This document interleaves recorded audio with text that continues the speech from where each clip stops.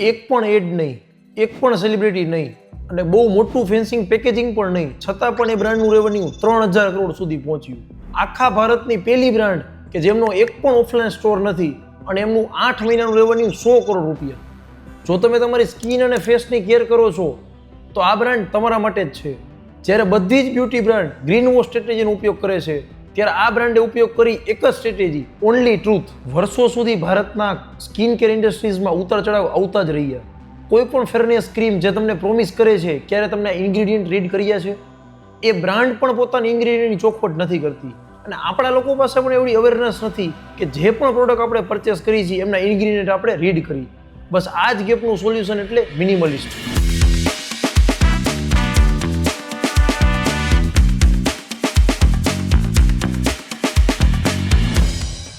જયપુરના બે ભાઈઓ મોહિત યાદવ અને રાહુલ યાદવે, જેની પાસે બિઝનેસ અને કોર્પોરેટ બંનેનો અનુભવ હતો, કાર દેખો જેવી કંપનીમાં એક સિનિયર પોઝિશન પર હતા.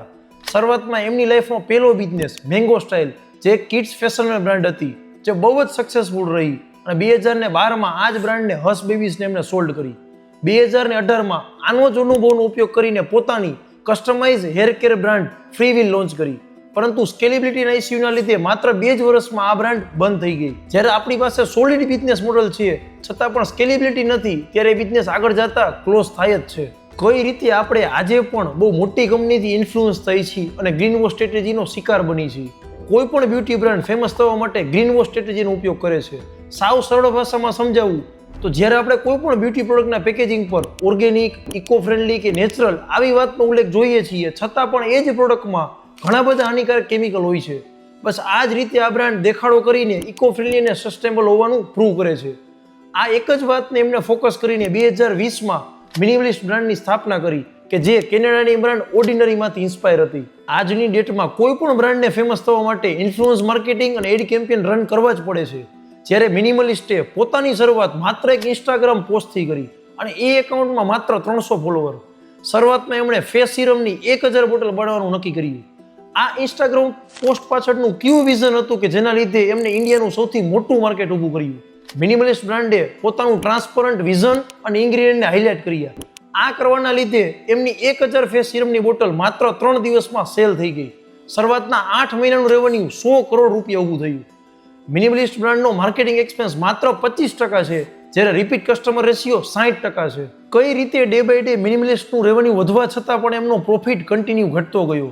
2021 થી 2024 દરમિયાન ratio wise day by day એમનું સેલ્સ પ્લસ જ થતું ગયું, છતાં પણ એમનો પ્રોફિટ માર્જિન 20 થી 30% સુધી જ રહ્યો, કારણ કે એમનું વધુ ફોકસ એ ક્વોલિટી અને મેન્યુફેક્ચરિંગ પર હતું.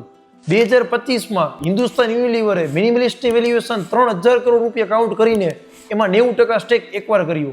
આ ટેકઓવર 2 કન્ડિશનની અગેન્સ્ટમાં થયું. પહેલી કન્ડિશન, મિનિમલિસ્ટનું હેડક્વાર્ટર જયપુરમાં રહેશે અને બીજું, મિનિમલિસ્ટ લાઈફ ટાઈમ માટે ટ્રાન્સપરન્સીમાં ક્યારેય પણ કોમ્પ્રોમાઇઝ નહીં કરે.